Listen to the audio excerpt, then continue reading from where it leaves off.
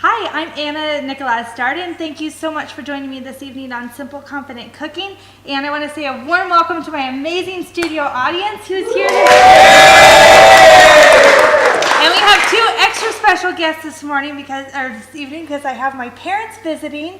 And so I want to thank them so much for being here. A woman who taught me how to cook everything I know, my dad. And then also great thanks to everybody at home who's watching. Please feel free to sign in, video chat with us, ask questions as we go. Same with you guys, there's a microphone here. So step right up, ask what you want. My whole philosophy of cooking is to cook without recipes and to just teach you how to use them as inspiration so that as you go in your kitchen, you feel like you have the tools to work with to do what you want to do. So today we're doing a paella, a risotto, and a pilaf. So we're going to start with risotto. We're going to start with paella. We'll start there. So without further ado, let's get cooking. So what we're going to do is really easy to make vegetarian. Today I'm going to start with sausages. So I have an andouille sausage and also a chorizo. So in this case, what I'm going to do is just slice the casing on these. And so I'm trying to accomplish two things at this stage. Is I'm trying to brown the meats here, and also I'm going to draw out some of the fat. So that's going to give us, I won't have to use like an olive oil or butter in this case because the meats we're using already have plenty of that going on in them. If you were doing a vegetarian version, you would, however, want to start maybe with an olive oil or some butter or something to get it going there. And so you'll want to kind of break this apart. You can use your fingers, use a spatula, just so it gets kind of into smaller bits and it'll cook evenly that way. You'll see I cook with my hands a lot, especially when you're at home. Who's to care? As long as you have clean hands. So we'll start with that one there.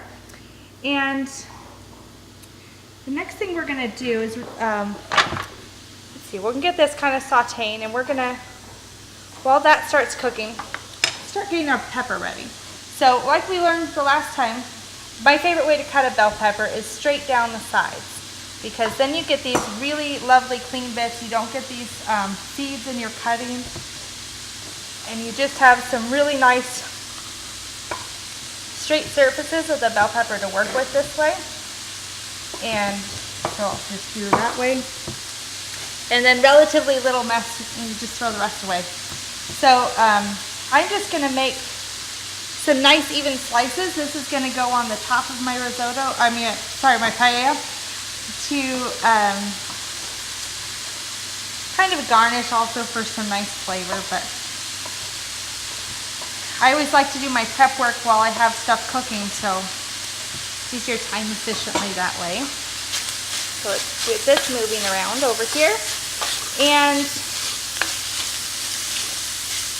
so we do want to cook this sausage. You don't have to have it all the way as cooked as if you were going to serve it right away, because it'll keep cooking this way for another half hour or so. But you do want to get it browned a little bit, otherwise you're going to have kind of that raw meat texture all the way through. That's no good. So you want to get it browned a little bit first. So get it going.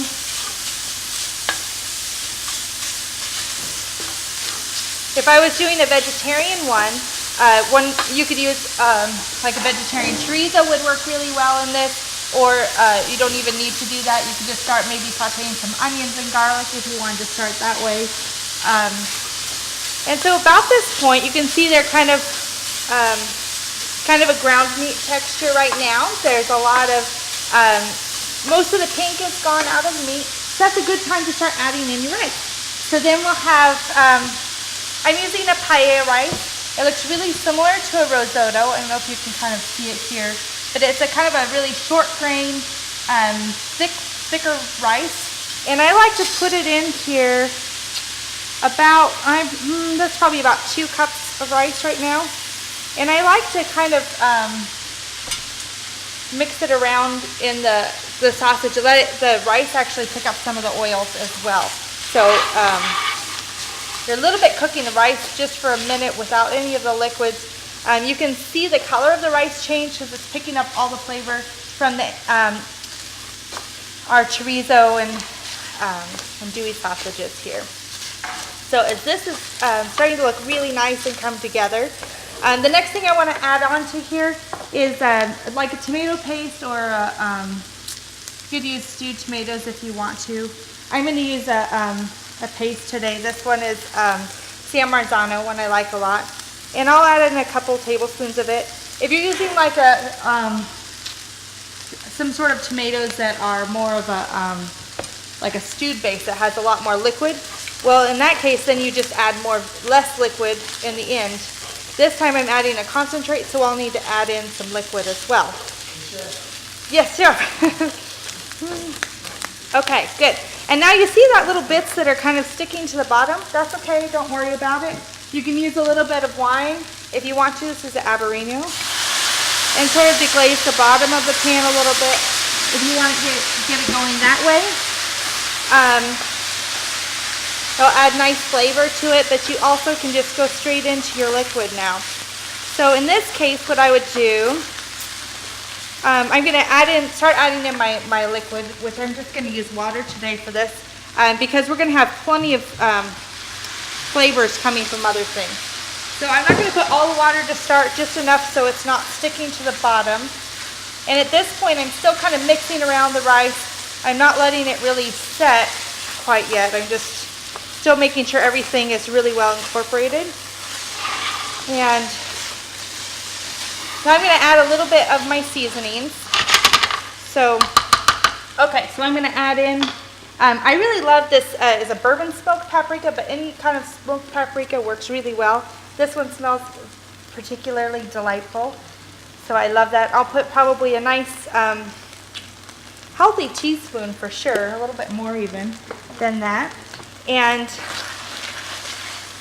that's going to give it that really Spanish, like that really familiar Spanish flavor. Take you back to the old world. And great, that's pretty much your base for your paella. So all I need to do now is just put my rest of my liquid in here. And then questions from the audience. Anna, what heat level are you doing that on? Good question. I am right now on about a medium high. So this would be probably on a traditional burner. This would be about maybe a 6 or 7 setting. So you don't want to go all the way on high. That's going to be a little too hot. You'll kind of burn your rice. And if you're a little bit cooler than that, it's not going to properly be heating up everything. So you can see right now I've already cooked it for a few minutes. This is a really great point to just test your rice. Just see what your, you check for saltiness, check for the texture of the rice. So my rice is pretty crunchy because it hasn't cooked for very long, which you would expect. I need a little bit more salt, so I'm going to add that in right now. And this is the best time to be adding in your salt, because if you add it at the very end, kind of too late to correct your mistakes. So always test as you go. Always taste just even a little bit, just so you can see. When you're starting with like a pre-made product like a sausage, they're going to already have a lot of salt content in them. So you always want to make sure to test as you go, and don't just start adding salt until you know what you're working with. Okay, so that looks pretty good. I have a fair amount of liquid on the top. And I'll check this 1 or 2 times while it's cooking. The basic ratio for water to rice would be 1 cup of rice to 2 cups of water, or your liquid, whatever you're using for that. But in this case, I'm choosing not to use a broth because of all the other flavors we're putting in there. We don't really need to have another added component of a broth. Okay, so now that this is doing well, I'm going to start reducing the heat. I really have, now I just kind of want to finish it off on a lower temperature. So how I like to do this is I'll use, I love capers. They're one of my favorite things, and olives are pretty familiar Mediterranean, Spanish sort of thing, so I put some of those. These are my new obsession right now. I think they're called like sweet cherries or something. They sell them with the, with the olives at Whole Foods. And they're like these little tiny sweet little peppers, and they're so good. And I've never actually put them in paella before, but it seems like a good idea, so I grabbed some today. So that's what we put in here. And then what we'll do is... Hi, Dan. Hey, so you greatly inspired me, but I'm wondering who inspires you, and are they here in the audience? My mother. My mother is the one. You know, and I have 2 grandmothers who are really extraordinary really, really extraordinary. I'm never scared to try new things in the kitchen. My mom's mom, every time we go out to eat, I think this is where my mom gets it from. She always says, she'll taste something, she's like, you know, I bet we can do this at home. And she goes back and she thinks about all the things that she has, and both of these women, they recreate the whole thing, and even better than you had in the restaurant. They remember the flavors, and it's something I hope that I can do in my future. I'm not as good at it as they are, but it's really inspiring to me. But of course, living here, there's so many outstanding chefs. It's a pretty inspiring place to live, to be surrounded by kind of food genius daily. I don't have quite enough liquid going on in here, so I'm going to add a little bit more. The reason why I'm going to say that is because you can see how the water's kind of settling into the rice, and I don't really have anything pooling over the top. You don't want to put all your liquid in at once, because then you might have a little bit too much. But you can see I didn't really measure. I just kind of am going by sight and taste and the timing of it. So it will take about maybe a half hour start to finish. I do want a little bit of water on the top, but not a lot. I'm just putting maybe even a fourth of an inch of water on the top. Seafood is pretty common with paella, so I'm going to put a few on here. I picked these up last night, so I'm making sure. You always want to make sure they're really nice and tightly closed. If they're not, then don't use them, for goodness sake, or you won't make it to work tomorrow. Yep, so you just like check your edges. See, like this one now, I don't know if you can see on TV, but it's just starting to open ever so slightly. That will not be very good for you in the end, so throw him away. He's not worth it. That goes for your bad ex-boyfriends too. Throw him away. He's not worth it. Okay, so our seafood is in. I'm just saying, it's a good for not only cooking but for life. Let's keep this in mind. Keep the keeper, throw out the bad one. Okay. Lemon. I like to. This is my favorite thing to do is slice some lemon and kind of layer it around the top. It's going to impart really gorgeous flavor as it's cooking. But then at the end, when you serve it, use the lemons too, because it tastes amazing when they've been cooked and they soak up all the flavor. So what I like to do is just kind of set them throughout. I always want an entire lemon to myself every time. So if you were doing a vegetarian version of this, again, I love to use like butter beans. What else, Mom? What do we like to put in here? Help me out. I like, garbanzo beans, sort of. I like the butter beans because they're really meaty, and sometimes like artichokes or any sort of little vegetables. But you can keep it pretty simple. You don't have to get all crazy with it. Anna, question. Yes. If I were going to go vegetarian with butter beans, would I then want to use a stock or something more flavorful for the liquid? Yes, depending on if you're starting with like a chorizo, something like this, or if you're going to be starting out with just a simple like onions and garlic or something to start your flavors going.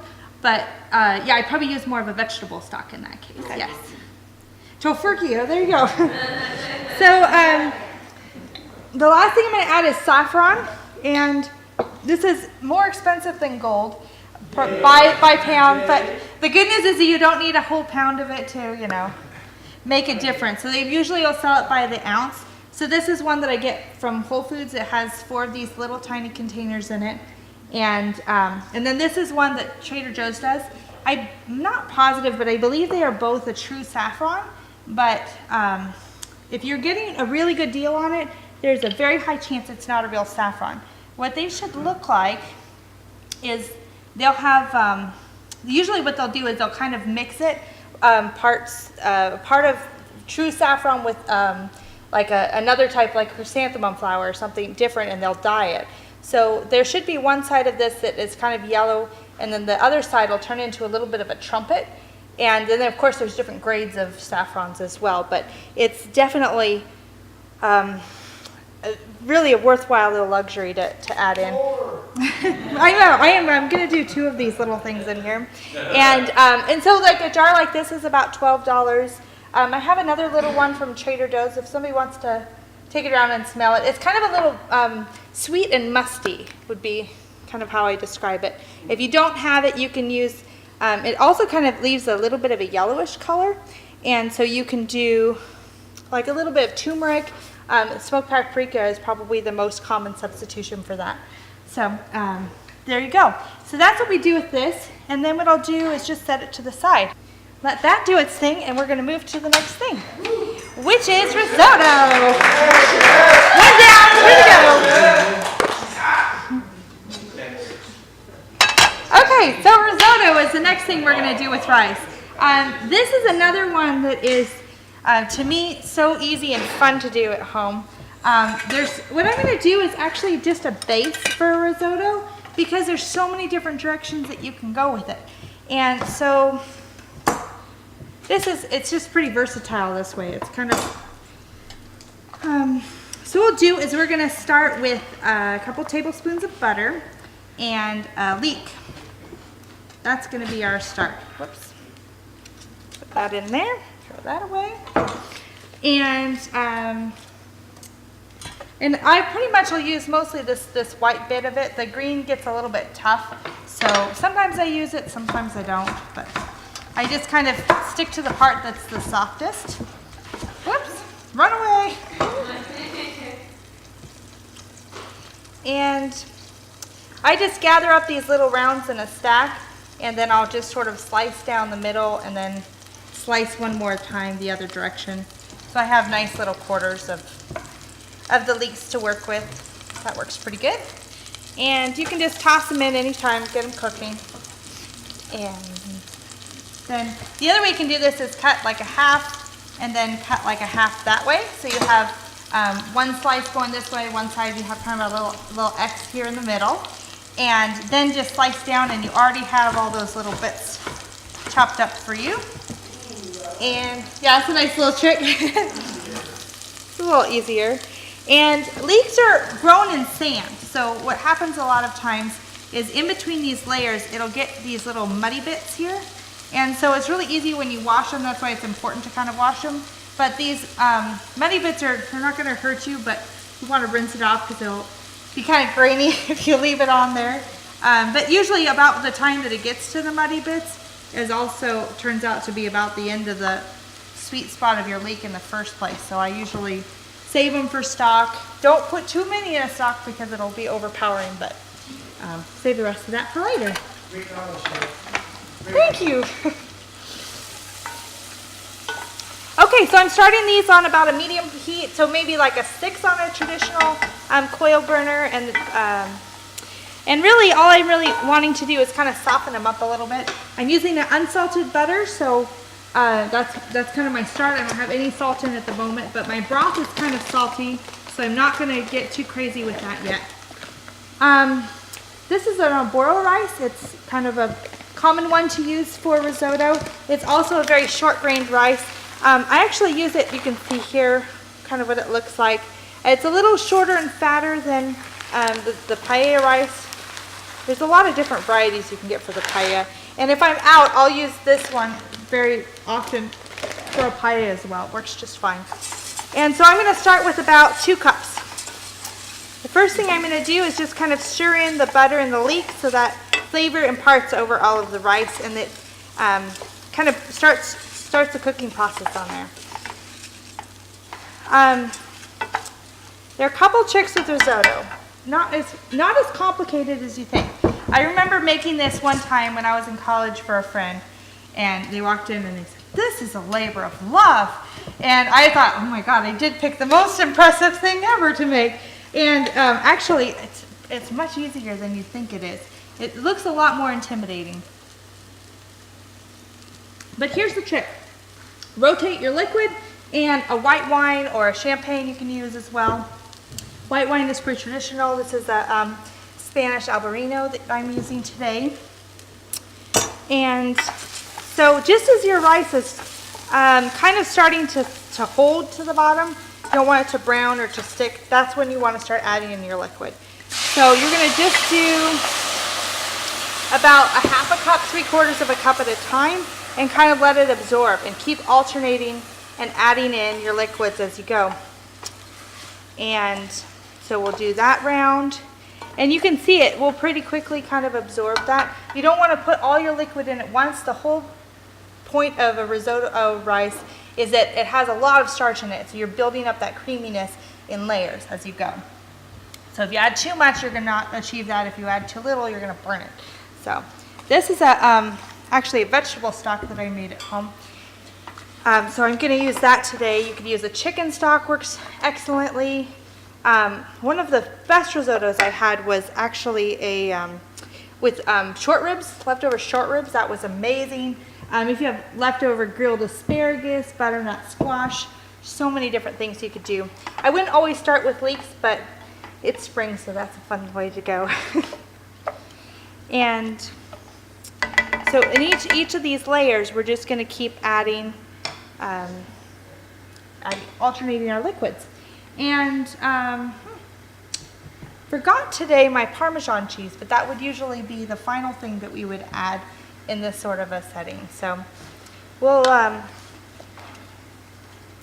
you can see at this layer I added a little bit more liquid than I did the first time, and so it's taking it a little bit longer to incorporate. So you can just kind of let it go, do your thing, but don't stop stirring it. Don't stop paying attention. Hi, Chloe. Hi, Anna. Oh, okay. Hi. I just wanted to ask a quick question. Just, if at home, like if I don't happen to have short grain rice, could you potentially use like a long grain, or are they not really interchangeable? They are not really interchangeable, but there are a lot. It's a great question, and there's a lot of grains that you can use really well. A long grain rice would actually yield better to something like a paella when you're not trying to draw out the starch, because you're not going to achieve the same creaminess that you will with kind of a risotto rice. Actually, what would work really well too, we got actually a red rice last night that we made for dinner that turned out to be incredibly creamy, and that kind of thing would work well. There's a lot of grains, like a barley you can use. I know you cook a lot. Have you tried other things that you like? Oh yeah, farro. Farro, yeah, farro for sure works Farro's great. a good one. Just another question. Where would I happen to find that arborio rice are you using? They usually have it, they'll have it in most grocery stores if you look in the rice section. You might have to look kind of in the ethnic section of the grocery store. Usually where they'll have like your Italian food, that's where you'll most commonly find it. Or if you have kind of like a Whole Foods or something, they also will sell it in bulk. So that's a nice way to get it as well. And usually a little bit more cost effective. You'll probably notice I use my mason jars all the time. And that's how, like this one, that's how I usually store it, is in a mason jar when I buy it in bulk, because it's airtight, and so it's a really nice way to preserve it that way. Thanks, Anna. You're welcome. Any other questions? Anybody at home? Don't be shy, step right up. Hey, Anna, you're doing great. Thanks, Thomas.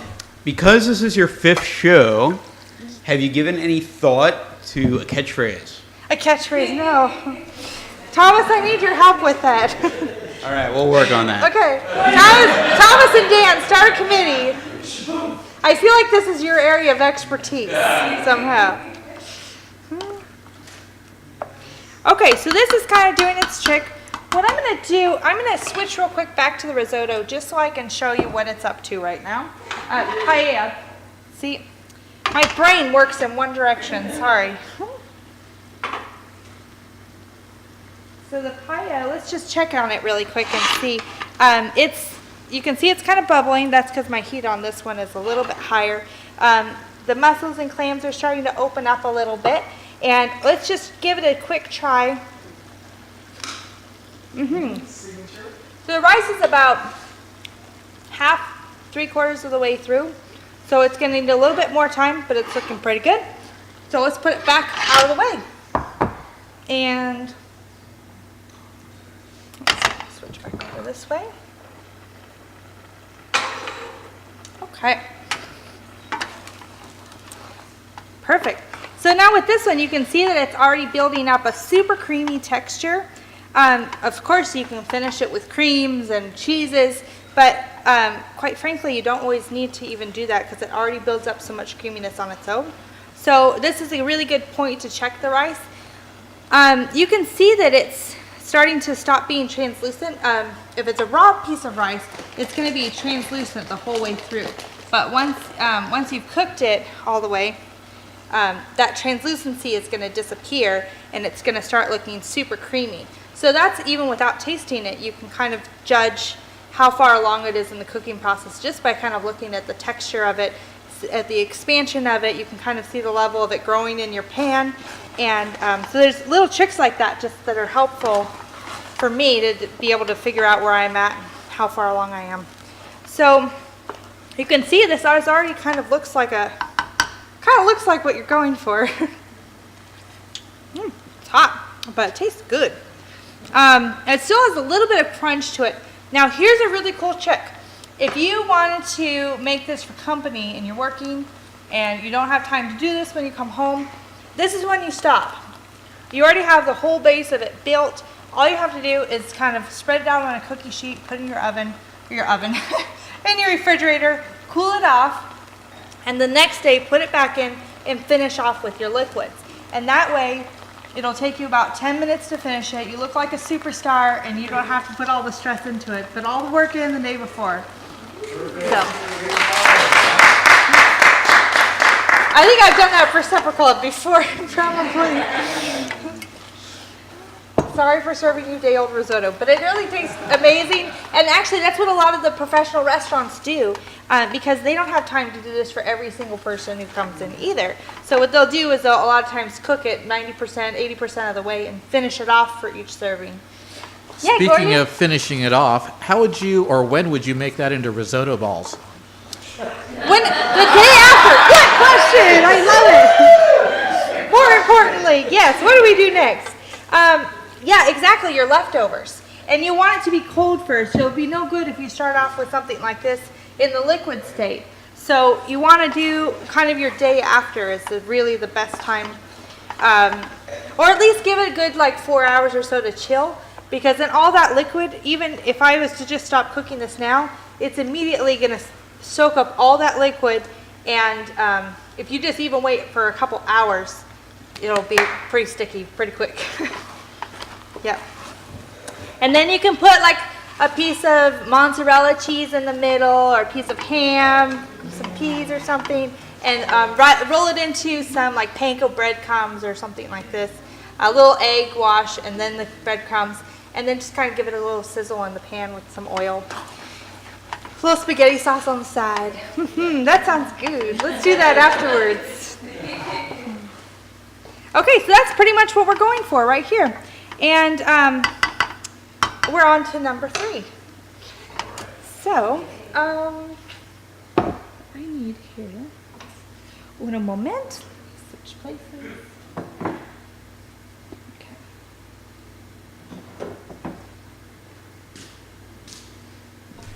Sorry, Chef. To go back to the risotto, how would you garnish that risotto? Just with parsley or oil? I or- usually put some Parmesan Make it in. I pretty? forgot to bring it today.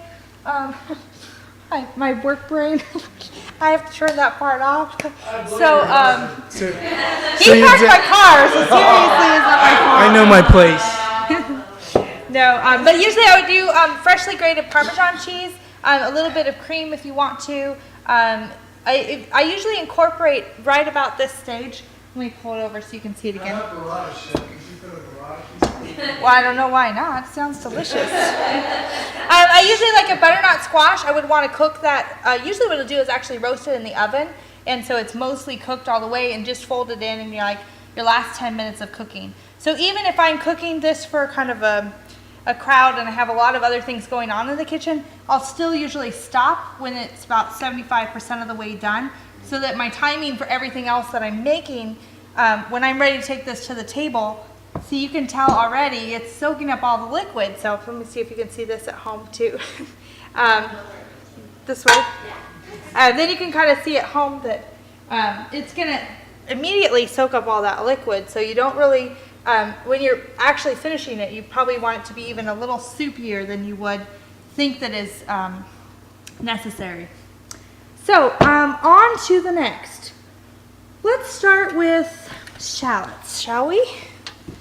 Okay, so let's do same way that we like to cut onions. So chop off your bottom, chop off your top, chop it in half, throw all these bits away, and then it's a really easy process to peel these annoying little layers off. So that's my favorite, fastest way that I know to do this. Okay, so there's one. So we're gonna do a pilaf as our third thing this evening, and I'm actually stealing this recipe from my Aunt Karen. I hope you're watching.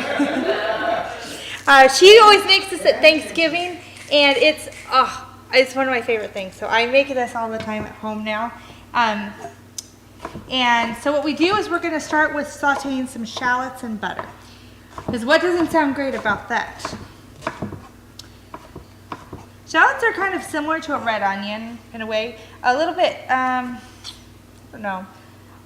They're a little bit sweeter and also a little bit spicier than a red onion would be. Don't be afraid to taste your ingredients. Even like a raw onion, my husband's not going to kiss me for like a day, but but you know the Greeks in my family always say, if somebody can kiss you after garlic, then they're not worth the kisses. Yep. So we're gonna do, okay, let's have some butter in this situation here. And I really do think it's always important to test your ingredients. Taste all the way through, because if you don't know what you're starting with, you're never gonna know what you're ending up with. And the better you start with, the better you're ending. Especially when you're dealing with a few ingredients. You want those to be, each one of those, a powerful ingredient to work with.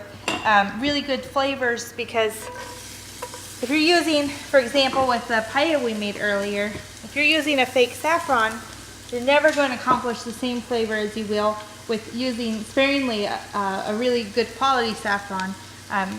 You'll always in the end be glad that you erred on the side of good ingredients. Okay, so we're starting with sauteing. Sorry, chef. I have one more question. Why do you use Pulver butter? I love it.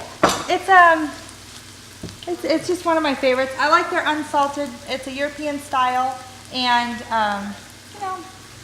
it's just really great quality. I use some local ones a lot too. This is the one that I like. It has actually a pretty high fat content in it, and it just has a super creamy, delicious flavor. I love it. Anytime you have happy cows, you have good butter, but it is worthwhile to buy a good butter. Let me just say that. And taste your butter next to it. Buy this butter. This is your homework assignment. Whatever butter you have in your fridge, throw out the margarine, first of all. Second of all, you get this and taste it next to whatever butter that you have. It's probably whatever one is on sale at the grocery store. I've been guilty of that many, many times. But just try it next to each other and report back. That's your homework assignment for this month, kids. Did I mention my parents are teachers? I'm big on homework. You will get more of that. Okay, let's just put a little bit more shallot. This is really enough, but why not? We've got a little bit more. We'll add it in. Oh, yes. Ta-da!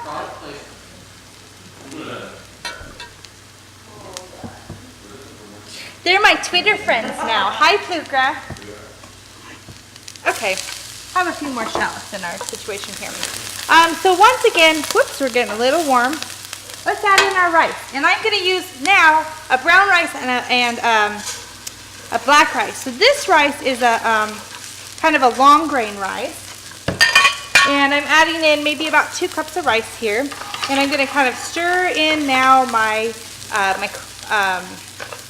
shallots into the rice. Again, I'm coating the rice with a little layer of the butter and the shallots. So that flavor, as the rice cooks, is going to build and build and build. If you, at the end of your cooking, try to throw the butter in, it doesn't cook into it that entire time. And so it's never going to taste as good at the very end. If you have wine, don't be afraid to cook with it. The alcohol cooks right out of it. So I like it for deglazing the pan when things start getting a little spicy. I usually make this in the fall time, and so in that case, I would really I like the really warm fall flavors. So I would ordinarily use something sort of like a Madeira or even a port to kind of deglaze the pan at this point. It has a little bit more sweetness. The Albarino is a little bit brighter. It's a white wine, dry white wine, so it's going to be a lot drier of a, just a little bit more tart of a flavor. It's still going to add nice flavor. I have it, so I'm going to use it. I don't always do that. And in this case, I probably would usually be a little bit more specific about my proportions. Your brown rice will tend to cook a little bit longer, but this is, again, it's a thin brown rice. So a short grain brown rice will cook the longest, maybe 45 minutes. But a thin brown rice is real healthy for you, but it actually tastes delicious too. It's really nutty and just really fun to have at home. So your proportions again would be about a cup of rice to about 2 cups of water. It's about what you're looking for here. What I'm going to add into this pilaf, so I'm going to, in this case, what we'll do is cook this more like a traditional rice. We're going to increase the heat and kind of bring this to a boil and then let it simmer. That's how we finish this one off. What I'm going to add into this as well is actually some cranberries. So it adds a really nice sweetness, especially in the fall time. It's just so cozy to make at home.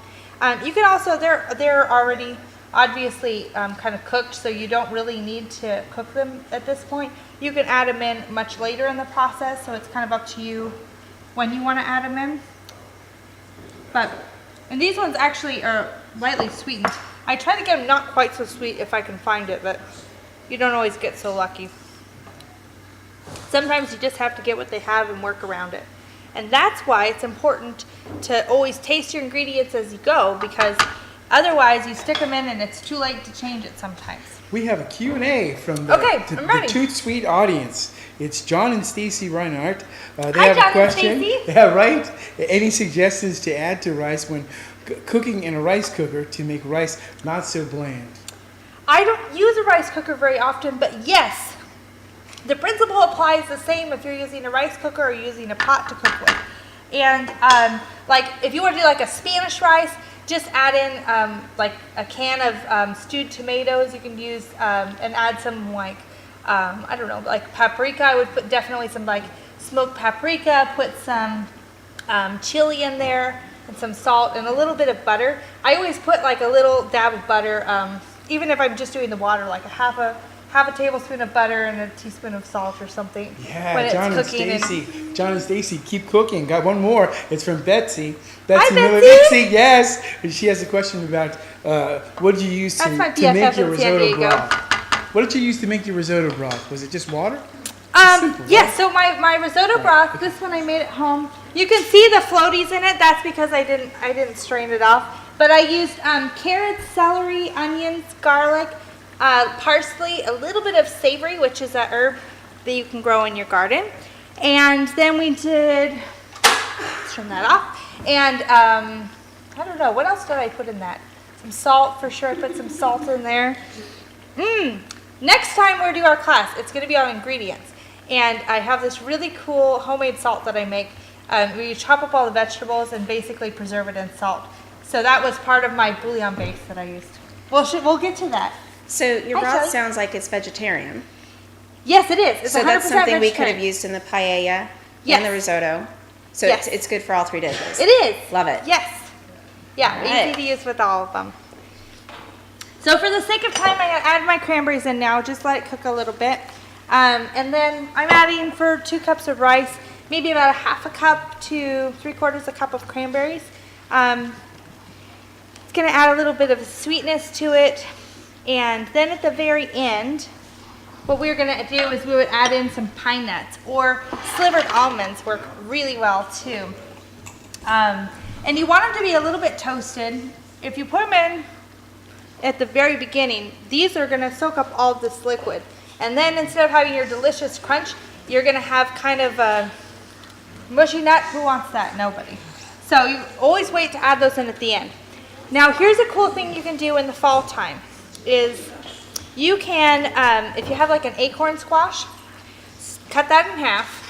You can rub it with a little bit of butter and salt if you want to. And then while this is cooked about right now, it's about halfway through the cooking time, you can fill up your little halves with your rice and such and let it complete the cooking process that way as well. And so this one will have probably about another 15 minutes to go. But what I would do is just make sure I've got plenty of liquid in this, and then I put a lid on here and cover it and let it just finish off. And let me see, probably, and then I would finish it with probably about a half a cup, 3/4 cup of the pine nuts at the very end, just before serving. Okay, so the paella is here now, and you can see it's it's absorbed all the liquid. You can check it during the cooking time if it's kind of soaking up the liquid. Let me see if you can see that at home. Kind of check the sides of it. You can see that it's soaking up all the liquids that way. And just test it as you go to see that it's actually absorbing all the liquid. If you're running out of liquid and this is still crunchy, just add a little bit more. Don't be scared. You can do it. And but it still has a little bit of crunch. I'd usually cook this for probably 30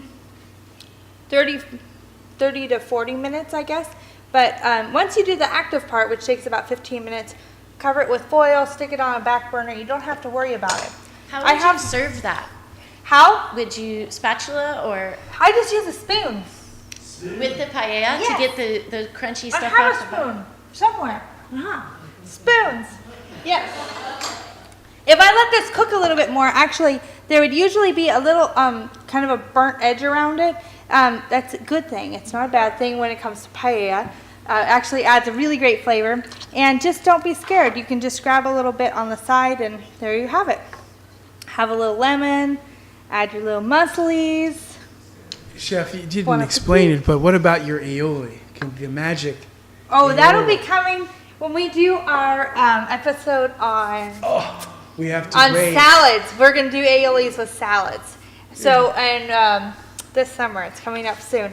But I would usually serve it with an aioli, which generally will tell you the shortcut on that. With the would be maybe like a cup of mayonnaise, a teaspoon or two of fresh lemon, teaspoon or two of olive oil, salt, fresh herbs, garlic.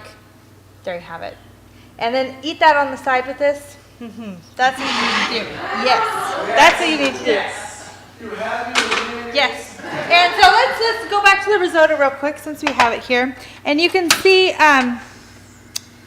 this part. See how much it's already just by setting it aside. Let me see if you can see that here. And then for my studio on, see how much it's kind of totally dried out just in that 15 minutes? That's great. So if I was cooking this for you at my house, that's exactly what I do. Put it back on the stove, put another cup or so of liquid in here. Wine, whatever you have. Don't be scared if you don't drink. All the alcohol cooks out, I promise you. Just don't have that be the very last thing, because everybody wants like a little, what is in here? No, give it time to burn out. And then you could just start building up that again. Again, at this point is when I would add about a cup of freshly grated Parmesan cheese to it. I made the most delicious one, a couple of my favorite ones so far. And I did sauteed some mushrooms and shallots, and then put it in my Cuisine Art with brie. Cut the edges off the brie with a little bit of brie and cream, and then folded it in right about this stage. Mercy, that was the best one we've done so far. Anna, Yes. if you were to do a seafood risotto, when would you be adding or cooking the seafood in, or would you cook it all separately and then add it at the end?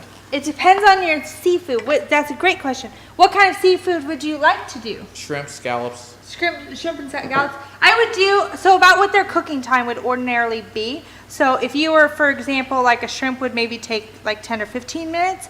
I wouldn't start, how long do you take them for? About 4. 4 minutes? Well, you would put them like Maybe towards, too hot. maybe too hot. Like towards the end. You wouldn't, same thing with any vegetables that you're using for a paella. You always are gonna add them in towards like 3/4 of the way through your cooking process. So if it would be, yeah, thinking about too many things, yes. Yeah, about 4 or 5 minutes for a shrimp. So I would do that just towards the end of it. And sometimes even give it a quick sear before and serve it with, and just kind of incorporate it right at the last minute. Yes, good question. Any other questions at home? Or in the audience here? Well, thank you so much for joining us. You can follow me on Facebook, Facebook.com/bbrunch. On Twitter, I'm backyard_brunch. And I'm so glad you could join me. Happy cooking!